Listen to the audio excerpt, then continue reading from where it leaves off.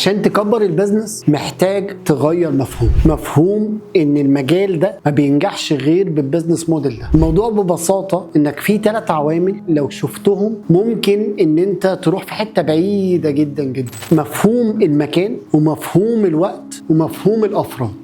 يعني مثلا الناس المصانع الكبيره خصوصا في الملابس بتلاقيها معتمده على المعارض الكبيره، المعرض الشتوي والمعرض الصيفي اللي بيظهر فيها العملاء الكبار البي تو بي اللي بياخدوا منهم بيعات وديلات قويه وكبيره تكفيهم طول السنه. طيب لو انا عايز النمو فانا محتاج ما بقاش معتمد على مكانين معينين دول طول السنه، او عاملين معينين طول السنه، او شكلين معينين طول السنه هم دول اللي بيريحوني طول السنه كلها واقعد اشتغل عليهم بقيه السنه. ده في الاخر ما بيؤديش للنمو ولا ان البيزنس يكبر. البيزنس عشان يكبر محتاج تشوف العوامل سواء الافراد او الزمان او المكان وتبدا تغير فيهم المفهوم الدارج عنهم في المجال ده. لو لعبت في الحته دي هنا بس هيحصل النمو. لو انت بقيت موجود كل شهر في مكان معين في محافظه معينه هتؤدي لنتائج مختلفه. لو انت بديت ان انت تشوف افراد وتديرهم بشكل مختلف غير الشكل اللي انت متعود عليه في المجال ده هتروح لحته مختلفه. الناس اللي عملت نقله وبراند وكانوا مختلفين ووصلوا ليونيكنس وتميز بشكل مميز جدا عمرهم ما التزموا بالمدرسه اللي موجوده دلوقتي او بالشكل اللي موجود عليه المجال بتاعك. وهو ده اللي انت محتاج تشوفه في المجال. ايه الاختلاف اللي انت هتعرف تعمله علشان يحصل النمو بشكل مختلف؟ هتلعب على المكان ولا هتلعب على الوقت ولا هتلعب على الافضل؟